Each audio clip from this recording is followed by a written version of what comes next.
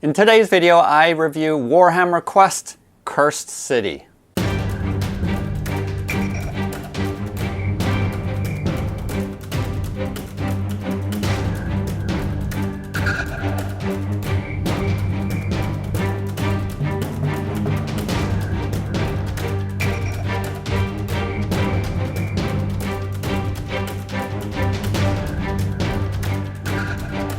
Before we get into today's video, I just want to share what the GGGG is for this month.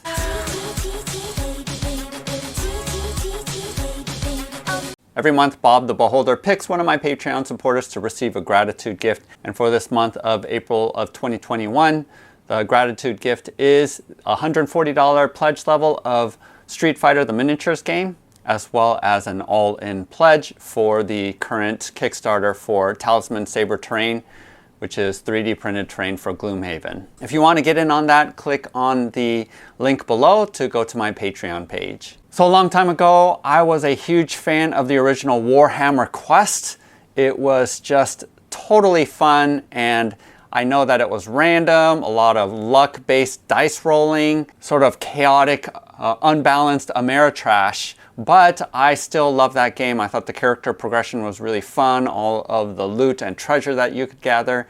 So that was a really fun game. I don't know what happened to my copy. Probably got sold at a garage sale and I never saw it again. So when Games Workshop came out with Warhammer Quest Silver Tower, I was all over it. And even though it had some interesting mechanics, for example, the dice activation and other things like that, it was clearly not the same as the original Warhammer Quest. So I was pretty disappointed. But then when the 40K version of Warhammer Quest came out with Blackstone Fortress, I did buy that, and I did really like the fact that it became much more tactical on the board as there was cover, line of sight, all that kinds of stuff. So I felt like as a game, I wasn't as disappointed, especially since I wasn't looking for a Warhammer Quest reboot. But when I heard about Cursed City coming out, I was really excited because I thought, well, maybe they're going to combine some of the things that they learned from the tactical gameplay of Blackstone Fortress, but also ramp up some of the character development that's happening with the heroes, where you have a better persistent campaign. So I was really excited about this. So when the pre-order opened, I was in line and I got my copy and was able to pre-order it. It took a week for them to ship it to me, but once I received it, I opened up the box and was excited. I punched out all of the tokens. I sleeved all of my cards. I took a week to paint all of the miniatures. And then I set up my 3D board because that's something I do. And I sat down to go through the tutorial scenario, the very first scenario that they suggest in the rulebook. A few moments later. Huh, that's interesting. 2 hours later. Maybe I'm not playing this right. He's just gonna go hang out behind Brutog? Many unbearable hours later.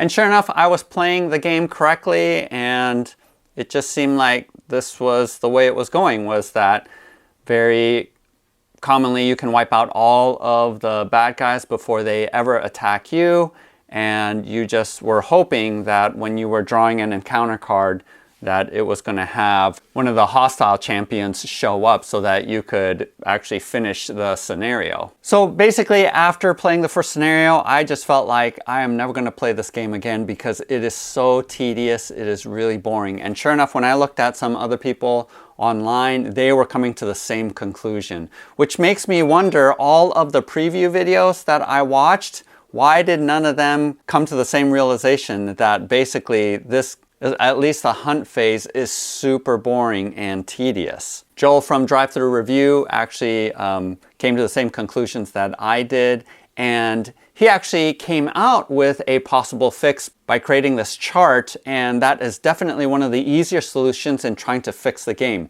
But the fix that I really went in on is from Peter Cooper. Again, this is on Board Game Geek, and links for everything in the descriptions below.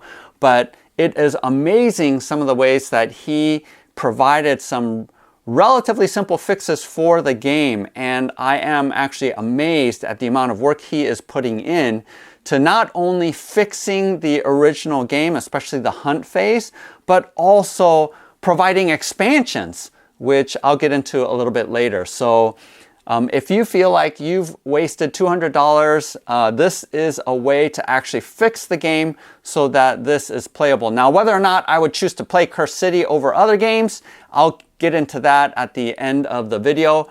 But at least it makes me feel like I didn't waste $200 on this game. And the files and the fixes that Peter provides for us really makes me feel a lot better about investing the time and energy and money into this game, because it really fixes a lot of the problems that I have.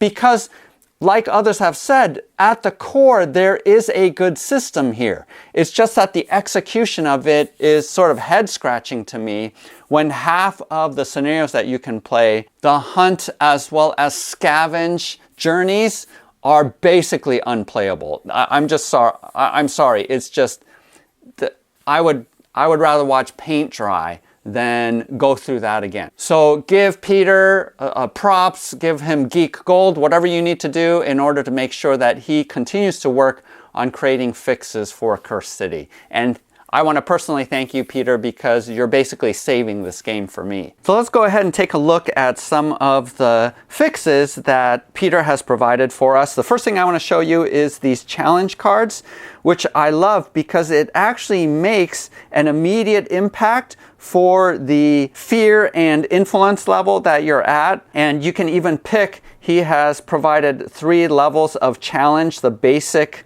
as well as the advanced, and then the expert, and it has a different kind of impact. And so this is great because with the advanced, it changes the die that you're using. There's a gambit step that it provides to the enemies so that they might switch spots on the initiative track. You have bonuses being added to champions on the board. So this is just a great addition in making the fear and influence levels actually have an impact from mission to mission. And then he has created alternative stat cards for all of the hostiles.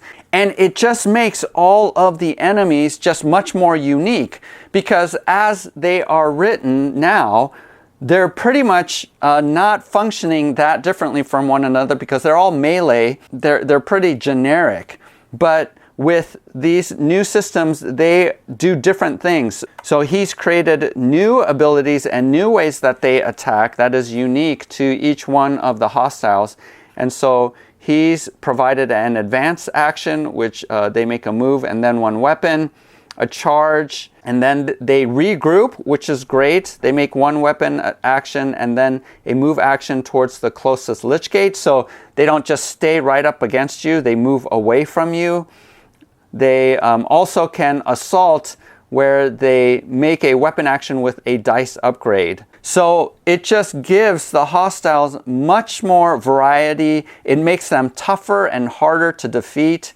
And so it isn't as much of a slog. And the thing that I really like about what Peter is proposing is that these journeys don't last 2 hours. I agree with him. I think these hunt journeys and other journeys should last only about an hour. And so he has made it so that the tracker is what determines whether or not you're finished. So the victory condition here isn't that you have taken out 10 champions, but rather it's the quest marker being on the 5th space or higher. So that just speeds up the whole process so it doesn't feel like it's a slog. He also makes it so that there's more champions that appear with each spawn. Also, the spawns they happen randomly rather than at the furthest spot on the map, so that you're not going back and forth. They can also pop up in the same space that you're in so that they get an immediate attack off on you.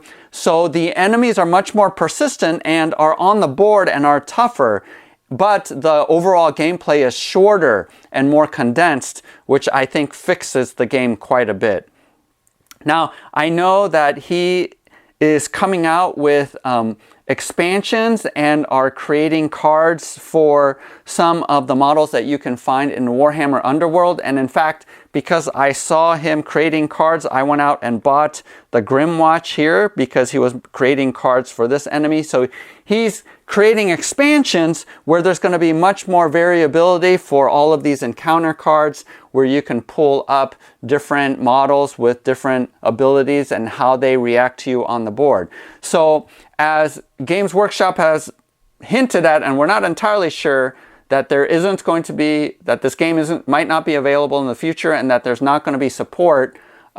What Peter is basically doing is providing us with expansions with models that are available now and with all of the necessary stats. So that is just awesome. Again, Peter, you are awesome for doing all of this, and he's basically redeeming this game for those of us who have it. Now, I don't know how well this fix works with especially the Deliverance Journey, because overall the enemies work as speed bumps. So this is fairly challenging with the Gravetide that is chasing after you anyway, because the enemies, it isn't so much that they are hurting you that much, it's more that they act as speed bumps and you can't move through them without killing them first. So I haven't tested this rule set here, nor with the decapitation.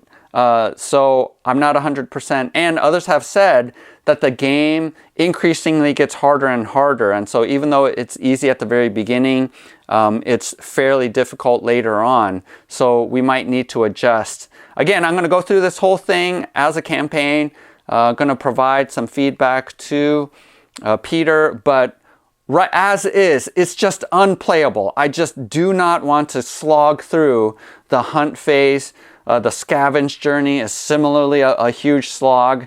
The Deliverance and the Decapitation journeys aren't as bad, but still, when you start off a game and the tutorial, the very first scenario, is so boring, that's just not good for anyone wanting to play this game. So basically, everything that is provided here is a good fix for at least the early part of your campaign. And just a word of warning, all of these cards might change as people do test out the fix and provide feedback. So just be forewarned that this is a work in progress. So here's the million-dollar question.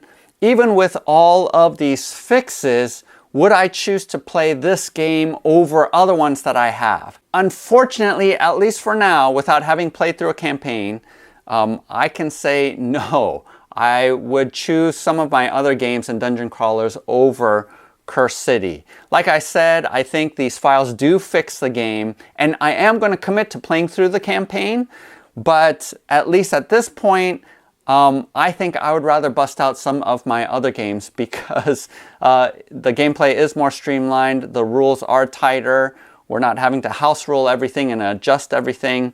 So at this point, you know, Curse City is a bunch of pretty miniatures, and you might even use some of these miniatures for these other games, but I think I would rather use some of the other rule sets. So just some of my suggestions. So when Silver Tower came out and I was disappointed that it wasn't a Warhammer Quest reboot, I actually found that in Shadows of Brimstone. So I have a number of videos, check out. Again, I'll provide links below because there's just too many to put in the cards, but I have a ton of videos. I have both the entire all-in set for the original Shadows of Brimstone, as well as Forbidden Fortress, which is the Asian-themed set for that game. And it is pretty much Warhammer Quest. It's a different theme. It isn't fantasy theme. It's Western, but I think all of the wonderful randomness, the multiple development trees for your heroes,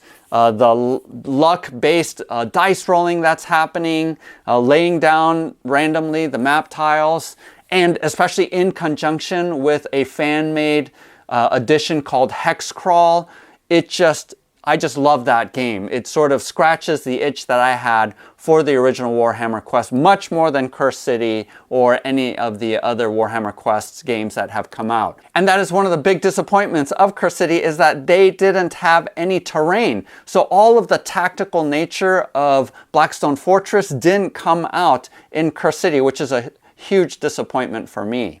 A couple other games that I would rather play is Madara. Madara has, again, a much more complex and in-depth development tree for your heroes. It has a great narrative and storyline that holds it all together, that makes me want to continue to play. That game is relatively easy, so I'm not against easy games, but it's not tedious like the original rules is for this game. So I would much rather play Madara, and I know that they have shipped their second Kickstarter right now, and so many of you are getting that game, and that's a much better game, I think. And then there's a ton of other games that are going to be shipping as well that I think have better campaign system, better hero progression and development, like Tanare's Adventures, Storm Sunder, Oathsworn, even the reprint of Hero Quest that's coming out in the fall, and Descent 3, which is app-driven. I know that's controversial for people, but I'm looking forward to that. So any one of those games where out of the box has a much better and more streamlined gameplay and rule set than Curse City. So many of those games I think I would rather bring out, because at this point, until sort of all these rules from Peter are solidified and game tested, we're just going to be adjusting on the fly. So at the end of the day, unfortunately, Games Workshop again has produced miniatures that are awesome and gorgeous, but the substance of the rule set isn't that great. And that's fairly consistent for Games Workshop. Again, if you see some of my comparison videos, I do prefer other rule sets. It's just that I did a whole video on how Games Workshop is like that hot but crazy girlfriend who you keep, or boyfriend, who you keep going back to, even though you know they're bad for you, right? But just because of how pretty the miniatures look, you just can't help but keep going back to Games Workshop, hoping that there's a good game underneath there. But the truth of the matter is there's usually other game systems that are a lot better than Games Workshop. And that's just unfortunate. That's just the reality. And you can use these miniatures for other games. So if you're an Age of Sigmar person, this is a great deal just for the miniatures.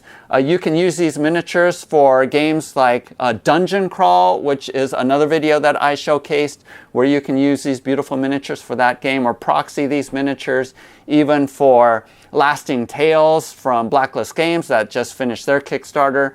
So again, the miniatures, you cannot fault Games Workshop for that, but just gameplay keeps falling flat. I just keep hoping that their rule set is good. And right now, the only rule set from Games Workshop that I actually prefer over other ones is Warcry, which I actually prefer that skirmish fantasy game system over even Mantic's Vanguard. So that's really the only one where I really like that rule set over other ones. But almost any other game, I prefer other games over Games Workshop. So that's my personal opinion. Obviously, you can like Games Workshop games as much as you want, Kill Team, all that other stuff that I've sort of abandoned for other rule sets.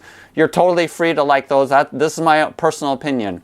But at the end of the day, if you missed Curse City, they screwed up as well, this whole rollout, because now apparently you can't get it anymore. Do not feel bad, because Curse City as a game is not as good, even with the fix, is not as good as all of the alternatives that I just named. So you shouldn't really feel that bad about it. Please like and subscribe. And if you disagree with me, feel free to dislike this video as well. Even dislike is better than no response, because that functions well for YouTube algorithm. So thanks for doing that. Again, check out my link to my Patreon page to see what the GGGG is. Happy gaming, happy hobbying, and we'll see you next time.